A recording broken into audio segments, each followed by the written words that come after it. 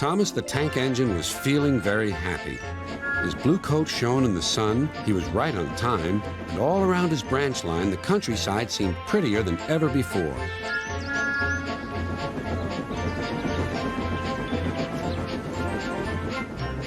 Beep, beep. Good morning, Percy, he whistled. My branch is the pride of the line, wouldn't you agree? Yes, Thomas, of course, but... But what, Percy? Out with it. Well, there is another engine with a famous branch line, too. Who? Where? His name's Stepney. He's far away, but Sir Topham Hatt says he may visit us. When? Oh, someday. And Percy hurried away. Meanwhile, Stepney was puffing steadily along his line.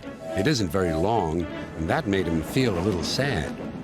Later, he saw Rusty, the little diesel that helped save Stepney from scrap. Everyone's been so kind. But my railway is so short, and I do miss a good long run. I think you should tell Driver, too, replied Rusty. I'm sure he'll understand. Stepney soon discovered that indeed he did. Do you know, Stepney, I feel just the same way. That evening he had exciting news. Guess what, Stepney? Sir Topham Hatt has invited us to visit the other engines on his railway. Manager agreed. It'll be a really long run to get there. Oh, thank you, sighed Stepney. They set off next morning.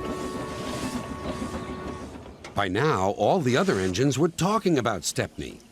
He runs a famous branch line. Did you know that? Said Percy. Thomas was feeling a little jealous. Huh. It may be famous, but my branch is the first on the line. Everyone knows that, too. And he huffed away to fetch his coaches. Look, squeaked Percy. Why have they all come? There's no train yet.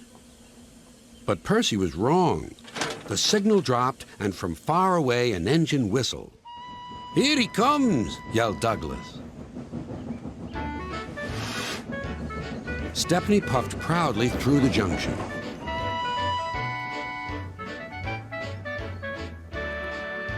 I hope you'll meet Thomas, too, said Edward.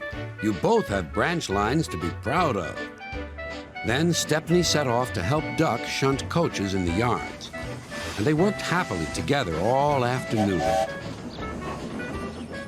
At last, Thomas arrived. Sorry, can't talk. It's time for my last branch line train. Mustn't be late.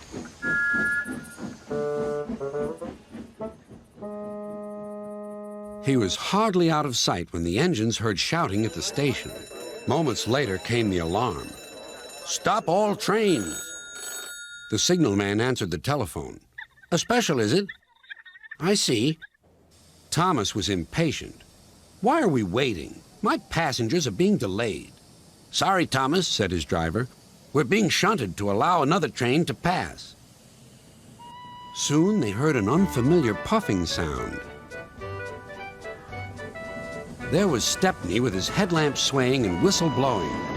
He gathered speed and disappeared.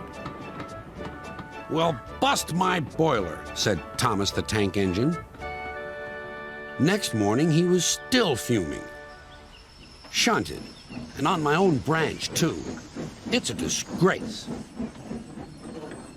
I'm sorry, said Stepney. I was a special. Why? An important passenger arrived just as you left. He ordered a special train, and Duck let me take it. We had a splendid run, but, finished Thomas, it can make an engine nervous not to know the line. Exactly, said Stepney. You're such an expert.